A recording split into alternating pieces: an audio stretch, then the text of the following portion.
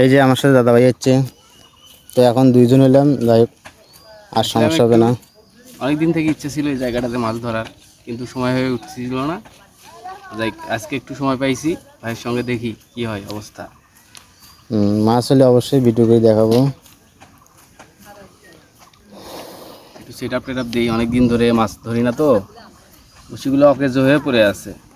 দেখি set up করি, করার পরে দেখি। বসি আছে। না আছে নাকি? হুম ওই এই দেখুন আমি এখন কি ব্যবহার করবো সব কিছু ডিটেল আপনাকে জানাবো।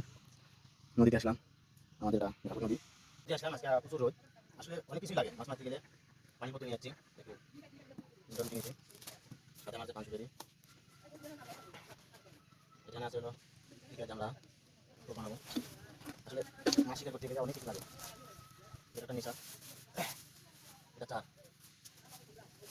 ফির আছে, মাছের খাদ্য আছে, তো রুটি আছে। তো আমরা অবশ্য টিকিট মারি, তো ভাবলাম আজকে টিকিট নাই, তো একটু নদীতে যাই একটু মাছ শিকার করবো। দেখি আলহামদুলিল্লাহ চলে আসলাম, সব কিছু ভাগ্য।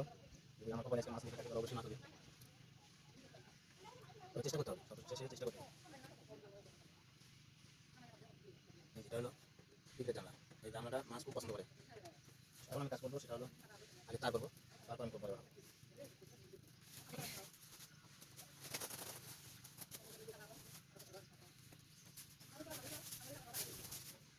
আয় আয়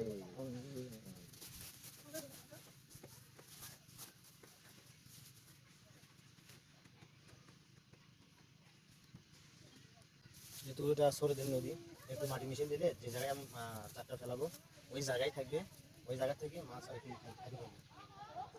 আর যদি মাটি আমি মিশিয়ে না দিই তাহলে হয়তো দেখা যাবে চারটা মাছ ভেসে যাবে, সরোদের সাথে ভেসে যাবে। ওই জন্য একটু মাটি মিশিয়ে দিলাম,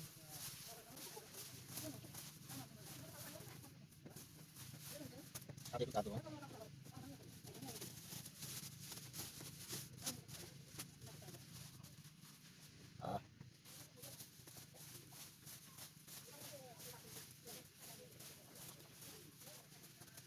ভিডিওটা আমার লং হবে, কিন্তু যারা অরিজিনালি মাছ মারে তারা বুঝতে পারে আসলে কি জিনিস।